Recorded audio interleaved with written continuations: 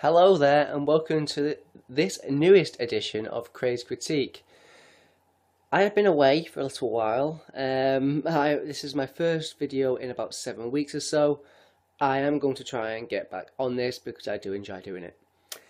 And I'm kicking this edition off. It's a special edition. It's going to be an adult animated comedy special. Very select genre, that's fair to say, of film.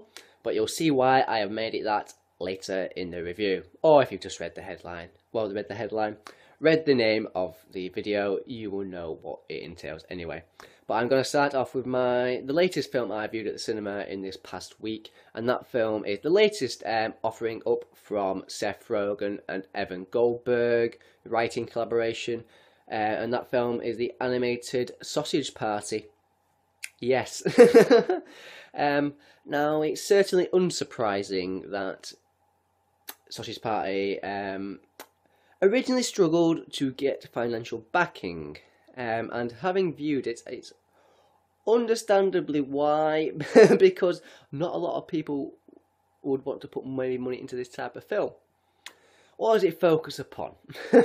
It focuses upon effectively a world where, we are in a supermarket and we have a hot dog played by Seth Rogen.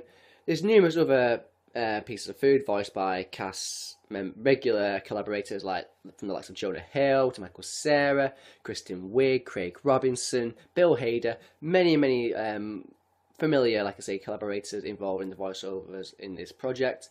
But it focuses on effectively, like I say, a world where the food in the supermarket, the greatest day of their lives is when they are picked to go to the promised land, effectively outside of the supermarket. But lo and behold, of course, they do not know what goes on in the land beyond. And it's almost about... This is such a bizarre film to review. So what I'm going to say... Now, what is most interesting about the film is not particularly the shock value humour that the film plentifully employs. Too much for my personal liking.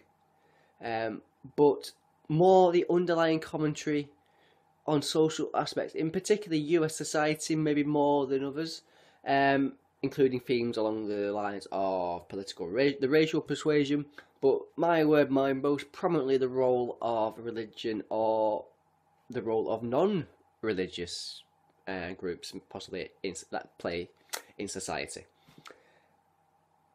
It's almost about I've just ruined that end bit by me babbling on there. Now, who in their right mind thought I would be coming out with a comment like that in reference to this film? Certainly not me. I went in here kind of expecting the usual sort of stuff from Seth Rogen and Evan Goldberg, which is a throwaway comedy, but I have liked some of their stuff in the past. I very much enjoyed This Is the End.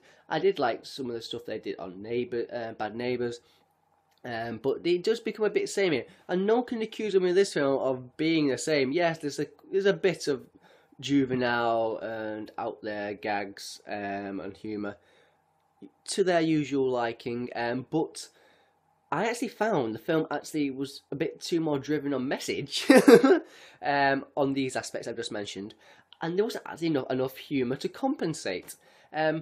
Because once you get over the fact, what can I say? Well, like I say, given this is supposed to be a comedy, I actually thought it was lacking in out-and-out comedic moments. And the fact that the commentary message that the film seems to channel actually overpowers, or even takes over what I would consider to be the film's lack of humour, is extremely surprising, isn't it? Given it's an animated comedy as well, an animated comedy, if you will. The film itself is kind of a curiosity, isn't it? Given purely just its place in the cinematic landscape. I mean, how many adult animated comedy films can you think of? You could literally count them on one hand, couldn't you? And it's interesting me mentioning, what I've just said, given that a film or even a TV series that goes by the name of a certain South Park is surely the godfather of this adult shock humour, and surely of great inspiration for this film. Yet what their cinematic exploits, in reference to South Park Bigger, Longer and Uncut, featured was not just a message, and there's many messages going in that film as well, but some ingenious musical routines and most importantly humour that never seems to let up on the viewer.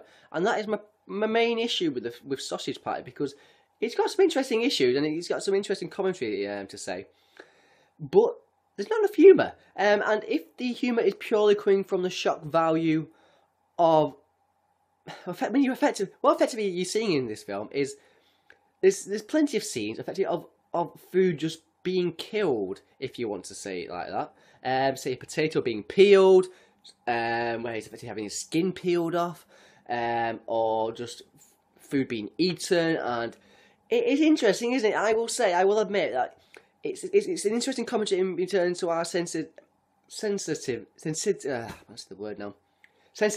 in terms of violence, and particularly with certain things in this film, to do with sexual content, because we're so desensitized, aren't we? And it's interesting that this film, of all films, has made me wince, and yeah, it's made me a bit stirring in my seat, in a sense. It's fascinating, isn't it, that this sort of film hasn't yet. No, this beginning of this year, I saw Tarantino's latest film, The Hateful Eight. There's plentiful violence in that film, but there is something about that level of violence that has desensitized us, isn't it? And Tarantino has had a role to play in that. So for this film to make me go, what the hell is this? And whoa, what is going on there? You've got to give it credit, haven't you? Yeah, so like I say, you've got to give it credit in doing something that I never thought possible. And as given that, like I say, I'm a South-Park veteran viewer, it really does take something extraordinary to shock me. And the apparent mutilation of food in a variety of ways really did have me grimacing, like I said, with some regularity. And they certainly didn't hold back on, just briefly about the sexual sort of maybe content. Right at the end of the film is, whoa, what the hell is going on there? Like I say, yeah, it certainly does not hold back on the adult nature of the animated comedy. Yes. So, like I say, it's an interesting film. I wouldn't watch it again myself. There's certainly a bit of humour to it. Like I say, it has interesting pieces of comedy, but as an overall, it doesn't hang about. It is done in a decent amount of time. What was it, about an hour and 25 minutes, nearly half an hour. So, it's certainly worth viewing just for, like I say, its kind of bizarre place in the cinematic landscape. But it does struggle on humour. That is my personal take, but that humour is very subjective, isn't it? So it is reasonably entertaining, but I would not go back to watch it again myself. So there we go. That was Sausage Party. Because like I said, Evan Goldberg and Seth Rogen's latest film collaboration. So really, it is certainly an interesting project that doesn't quite fulfil its purpose or potential, given the ideas it has to offer. So there we go, yeah, Sausage Party. I will now go into a film which you understand why this is suddenly an adult animated comedy special. And having mentioned probably about 3 or 4 times in the review of Sausage Party, South Park, it's only right that I do go back to South Park, Bigger, Longer and Uncut, for my classic film of the week. And like I've said, I'm putting it out there straight away. I'm a massive South Park fan. I'm a South Park veteran. It is my show. I consider it to be my show. I know absolutely tons about it, if you will. And I think, as I've previously mentioned, in terms of Sausage Party's commentary on society, South Park is no better. I'm saying no better. There's no one better at doing it than the writers of South Park. So the film, effectively, of course, it was a spin-off of the TV show that had been going for, was it 1 or 2 seasons before they decided to do the film. It is obviously written by the South Park alumni of Trey Parker and Matt Stone. It's directed by Trey Parker himself, who also collaborated with music on the musical aspects of the film with Mark Shaman, a veteran, and nobody better there, is there? Get somebody in and does musicals. Did I mention this was a musical comedy?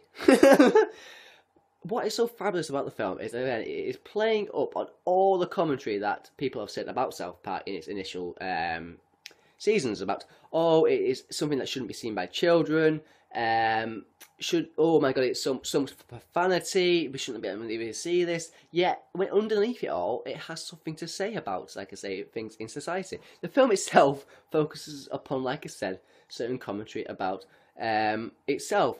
Only transferring it to in the film, a film that the boys Stan, Kyle, Cartman, and Kenny go and see by Canadian comedic duo of Terrence and Phillip in the Ashes of Fire film. It's about how whether children should be allowed to see certain things, and at what point do we stop them seeing things, and at what point are we controlling every aspect of their lives, I suppose. It's interesting. I could have said, but like I say, there's lots. Like I say, in terms of lots of references and commentary on that sort of like its use of profanity. Just pure notoriety, young people commenting on it. What actually comes out more than anything, again, is two aspects of the film: how funny it is, and in part, what ties into that is how funny it is in how it parodies musicals. And the types of musicals it parodies are just the best to parody. Numerous comments and blah blah. I'm completely messing this review up. Sorry. In terms of stuff like Les Miserables, and like I say, the guy who's involved with the musical aspects of the film, Matt Shane, was involved with the stage production of Hairspray, so he's got massive credit and experience of doing these sort of things. And again, the songs are just, whether it be the Oscar-nominated Blame Canada, where, well, they blame one aspect of society for corrupting America's youth. Yeah, that's interesting, isn't it? I mean, how this film is more relevant than ever, isn't it? From blaming one aspect of society for everything that's going wrong in America.